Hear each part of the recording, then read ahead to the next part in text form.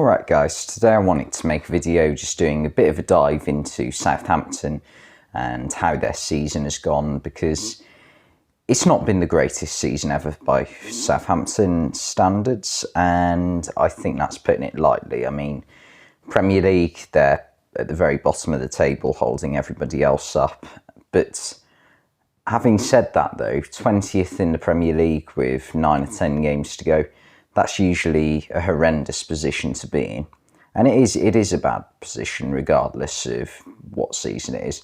But this year, of all years there is to be in bottom of the table and the position Southampton are in, this is probably the year, because there are that many teams who could get down, and the facts are that Southampton are only actually 7 points off 12th position in the table, with Crystal Palace in 12th only being on 30 points to Southampton's 23.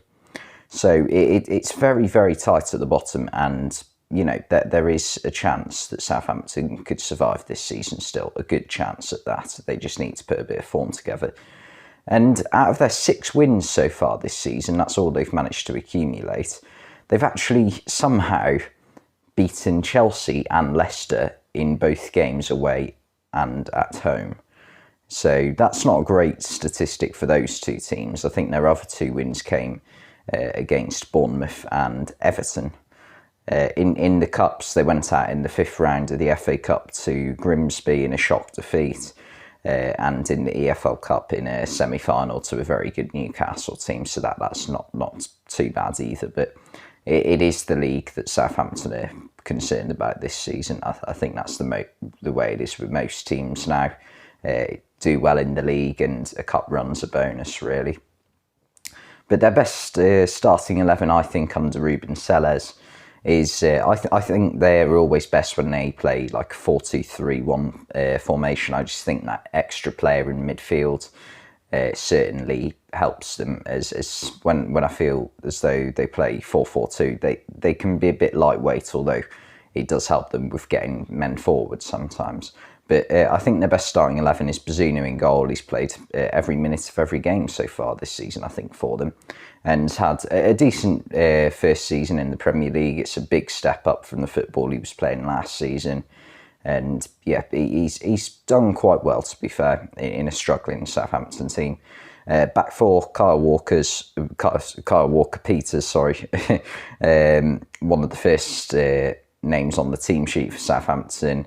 A very, very consistent performer for them, alongside Bednarek and Bella-Kotchap. Southampton's centre-back situation this season hasn't been amazing, but I think Bella-Kotchap's impressed me. He's injured at the moment. He's had a couple of injuries this season that have sort of blighted it for him a little bit. But I think when he's been on the pitch, he's looked like a very promising young talent. And Bednarek, I think Southampton are always better with Bednarek in the team throughout the past few years, certainly in the Ralph Hasenhüttl era. And I don't think that's a change at the moment. And this season I've been impressed by Romain Perraud at left back. I think he's a fullback who's very good at going forward. Maybe defensively he could improve a little bit. And maybe that's an area where Southampton could recruit someone in to get someone who's a bit more well-rounded. Midfield, James Ward-Prowse, first name on the team sheet. I said a similar thing about Kyle Walker-Peters, but Ward-Prowse is a step ahead of him, I'm afraid. And Romeo Lavia, who in his first season of pretty much men's football, or whatever you want to call it, senior football of any kind, I don't think he's had a bad season. He's struggled a bit at times with injury, but I think his overall performances for Southampton when he's been on the pitch have been quite good. And I think he's definitely one to look out for in the future.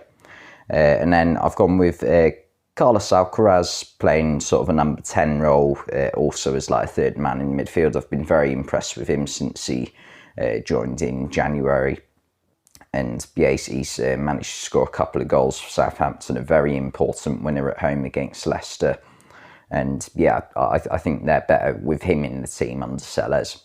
And out wide, I've gone with Stuart Armstrong, again, another player who gives his all 100% of the time for Southampton.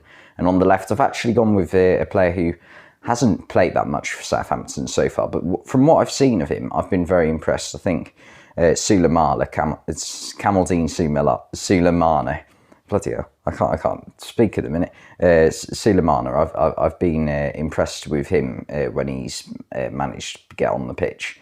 He just looks like a very good dribbler of the ball and someone who can constantly create chances. And up front, Che Adams, I know he's not the most prolific goal scorer, but I think Southampton definitely miss something when he's not playing. And then manager Ruben Sellers, I think since he took over from Nathan Jones, I think he's done quite a good job, to be honest. It's a tough situation to walk into. It's his first real big job in management. Nathan Jones obviously had a torrid time at Southampton, but Sellers has come in. He's got a couple of wins against Leicester and Chelsea. Might have got another win as well. I can't remember if it was Jones who was in charge against Everton, but Sellers has definitely had a couple of wins and a draw at Old Trafford as well. So some good results, but he hasn't managed to completely, change Southampton's fortunes. But he's had a good start. And then for incoming players, I've gone with David Mercado as left back. I think Southampton have got a lot of options at right back. Kyle Walker-Peters, Tino Livramento's been out injured all season, who's a player who I really rate highly. Juan Larios, who's still very young, but will, you would think, get a few opportunities in the next couple of years at Southampton. But I think Mercado, who plays for Lens, I think he'd be a very good cheap option, market value of $3 million.